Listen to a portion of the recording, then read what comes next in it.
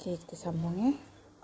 Yang ini ialah tentang kita nak cari hipotesis daripada gambar dan jadual. Okey.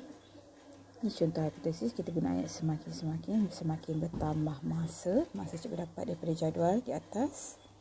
Kita tengok kalau nombornya semakin besar, kita guna semakin masa bertambah, maka ni tak ada pun tak apa. Semakin yang kedua, kita tengok di bawah ialah isi padu gas. So kita tengok nombor semakin besar maksudnya bertambah. Jadi ayatnya semakin bertambah masa, maka semakin bertambah isi padu gas. Okay, abaikan saja nombor yang kita tak tahu kat sini, sebab yang tu kita akan dapat daripada graf yang kita lukis. Okey, ini contoh ayat lain, jawapan lain. Jika masa bertambah, maka isi padu gas juga semakin meningkat. Okey. Tengok soalan contoh berikutnya. Okey, kita diminta buat hipotesis berdasarkan gambar rajah.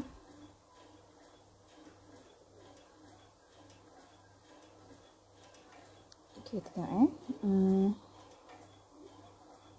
yang ini berdasarkan gambar, kita boleh kaitkan antara pemboleh ubah dimanipulasi dengan pemboleh ubah bergerak balas. Pemboleh ubah dimanipulasi kita ialah apa yang tidak sama di dalam soalan, iaitu 4 cm dan 8 cm adalah merujuk kepada jarak objek. Ya, pelajar perhatikan jika jarak objek semakin dekat, apa perubahan yang berlaku terhadap saiz image. Jadi pelajar tengok semakin dekat jarak objek, semakin kecil saiz image. Semakin dekat jarak objek, semakin besar saiz image yang terhasil, ataupun ayat sebaliknya, semakin jauh jarak objek, semakin kecil saiz image yang terhasil. Okey, kalau pelajar perhatikan contoh-contoh dia begini, kita boleh guna jika maka, semakin tak ada masalah. Okey, ini yang cikgu tunjuk contoh ketiga. Yang ni bila kita diminta membuat perbandingan.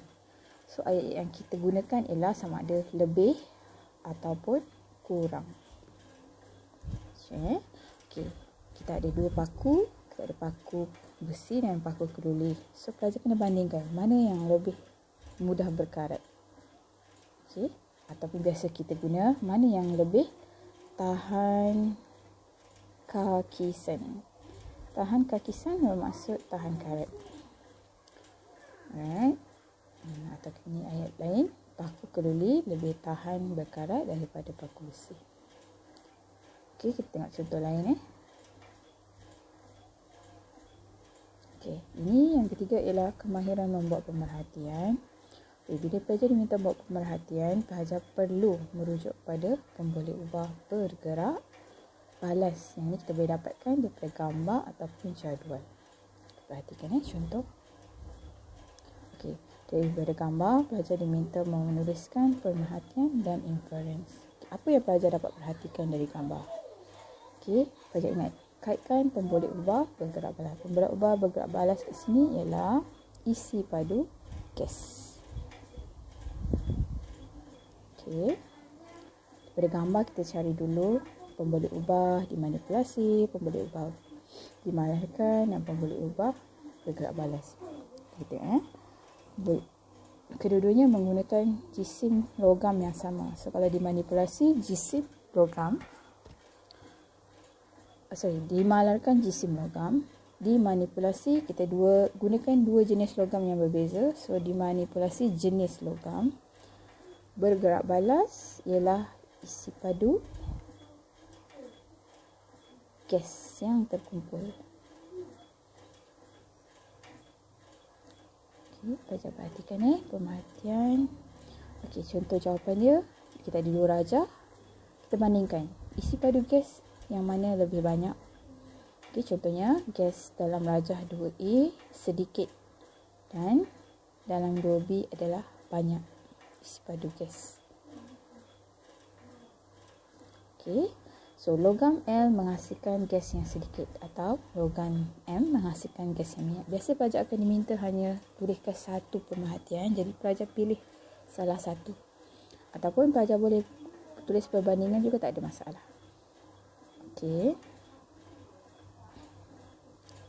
Yang ini daripada gambar, pelajar boleh cari dulu apakah pemboleh ubah bergerak balas. Di sini pemboleh ubah bergerak balas ialah kedalaman lekuk yang terhasil. Okey, so pelajar boleh tuliskan perbandingan dia. Mana yang lebih, kalau macam ni kes satu gambar saja, cuma dalam satu gambar itu ada dua perkara yang berlaku, so pelajar buat perbandingan. Ada lekuk P dengan lekuk Q, pelajar tulis perbandingan dia, mana yang lebih dalam sebagai pemerhatian. Okey.